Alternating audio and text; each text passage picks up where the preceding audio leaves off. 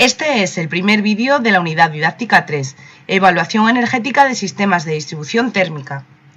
Concretamente en este vídeo vamos a hablar del suelo radiante. El suelo radiante es un sistema de calefacción que consiste en impulsar agua caliente a unos 40 grados centígrados a través de un circuito de tuberías empotradas en el suelo y cubiertas de mortero de cemento para favorecer la inercia térmica. El agua caliente puede ser producida con cualquier sistema de producción, por ejemplo, calderas de baja temperatura, con paneles solares o incluso con energía geotérmica. El calor que emiten las tuberías lo absorbe el suelo y lo emite al recinto por radiación y por convección.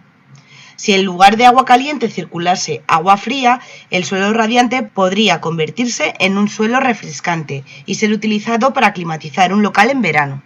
Ahora vamos a realizar una serie de ejercicios simples que nos van a servir para familiarizarnos con las fórmulas de cálculo del suelo radiante.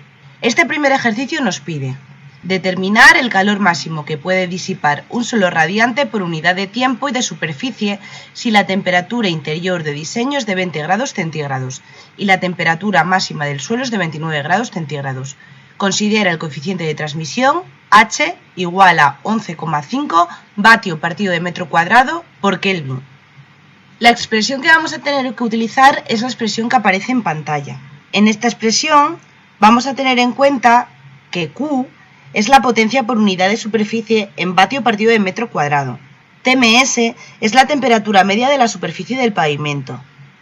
TI es la temperatura interior del local, que se ha considerado en el diseño.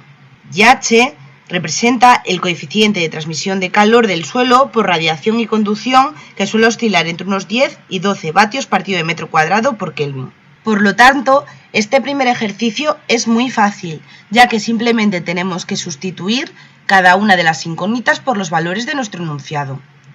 H, es decir, el coeficiente de transmisión, es 11,5.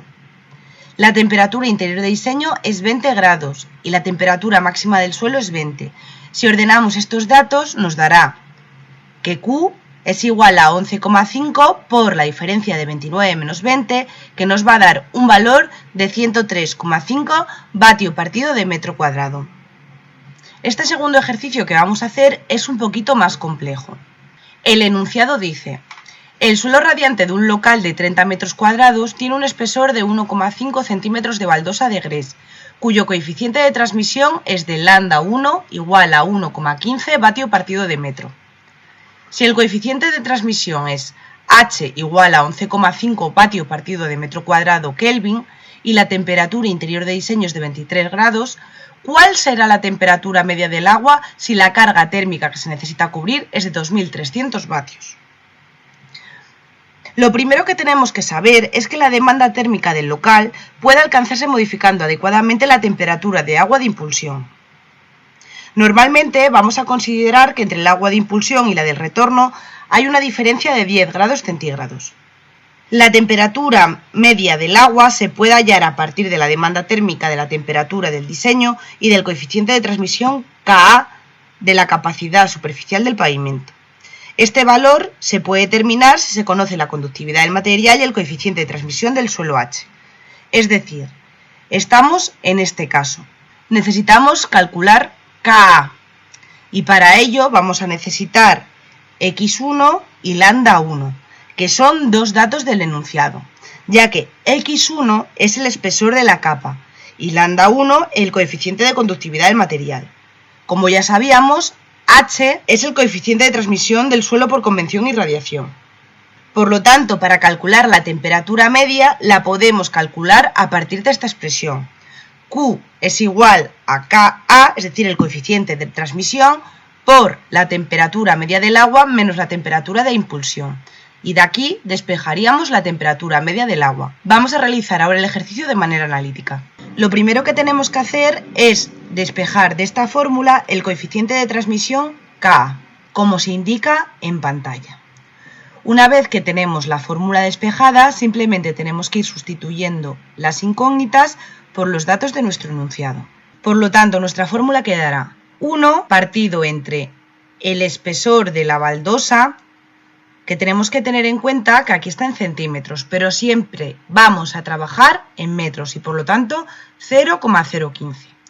entre el coeficiente de transmisión, ya que esto también está en vatiometro, 1,15, más 1 entre el coeficiente de transmisión, 11,5. Y esto nos va a dar 10 vatios partido de metro cuadrado grado Kelvin. Una vez que tenemos calculado el coeficiente de transmisión, podemos pasar a la siguiente fórmula. En esta fórmula lo que nos interesa despejar, ya que es la pregunta que nos hace el enunciado del ejercicio, es la temperatura media del agua. Q es igual a el coeficiente de transmisión por la temperatura media del agua menos la temperatura de... La carga térmica que necesitamos cubrir es de 2300 vatios, sin embargo nos dice que el local tiene una superficie de 30 metros cuadrados y por tanto tendremos que dividir los 2300 entre los 30 metros cuadrados. El coeficiente es el que habíamos calculado con anterioridad. La temperatura media del agua es la incógnita que estamos buscando y la temperatura interior de diseño son los 23 grados que marca el enunciado. Por tanto, si despejamos la temperatura media del agua, quedará que 76,66, que es el fruto de la división que aparece aquí, entre 10 más 23 nos va a dar una temperatura media del agua de 30,66 grados centígrados. Con esto habríamos terminado el segundo ejercicio. El siguiente ejercicio nos pide determinar el caudal de agua necesario si la carga térmica a superar es de 2300 vatios. Para determinar el caudal de agua necesario para un suelo radiante, se tiene que conocer el calor emitido por segundo y metro cuadrado. Y este valor tiene que ser capaz de cubrir la demanda térmica a partir del salto térmico entre el agua de impulsión y de retorno. Si trabajamos en sistema internacional, Q estará en kilovatios. El calor específico del agua será 4,18 kilojulio-kilogramo por grado centígrado y el caudal másico se obtendrá en kilogramos segundo. El salto térmico lo consideraremos de 10 grados centígrados.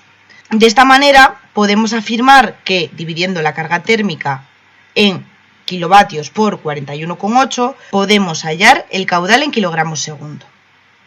A partir de esta sencilla fórmula vamos a poder calcular el caudal de agua del ejercicio y por lo tanto el resultado del ejercicio que aparece en pantalla será 2,3 kilovatios entre 41,8 nos va a dar un caudal másico de 0,055 kilogramos segundo.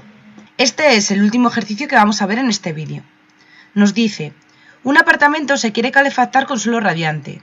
El comedor es de 20 metros cuadrados, el dormitorio grande de 12 metros cuadrados, el pequeño de 10 metros cuadrados y el baño de 4 metros cuadrados. Nos pide calcular la longitud que tendrá el circuito de agua de cada local, sabiendo que el espesor es E igual a 20 centímetros y que la distancia media es de 5 metros. Para calcular la longitud de un circuito de agua tendremos que utilizar la expresión que aparece en pantalla. L es igual a A, que es la superficie, E, que es el espesor, más 2 veces L, que es la distancia en metros entre el colector y el espacio a calefactar. A modo de orientación, si se considera que el espesor es 20 centímetros y la longitud es 5, la fórmula anterior se puede simplificar como L es igual al área entre 0,2 más 10. Por tanto, vamos a realizar el ejercicio. Para calcular el comedor sabemos que el área son 20 metros, el espesor 20 centímetros, que os recuerdo que hay que pasarlo a metros, más 2 veces la longitud, 5, por lo tanto el comedor nos da una longitud de 110 metros. El dormitorio será la superficie en metros entre 0,2 más 10, 70 metros. El dormitorio pequeño, 10 metros cuadrados, 0,2 más 10, 60 metros. Y el baño, 4 metros cuadrados entre 0,2 más 10, 30 metros. Todos estos ejercicios contienen fórmulas que serán indispensables conocer a la hora de realizar un ejercicio complejo de suelo radiante, como el que veremos en el próximo vídeo. Espero que este vídeo os haya gustado. Nos vemos en el próximo.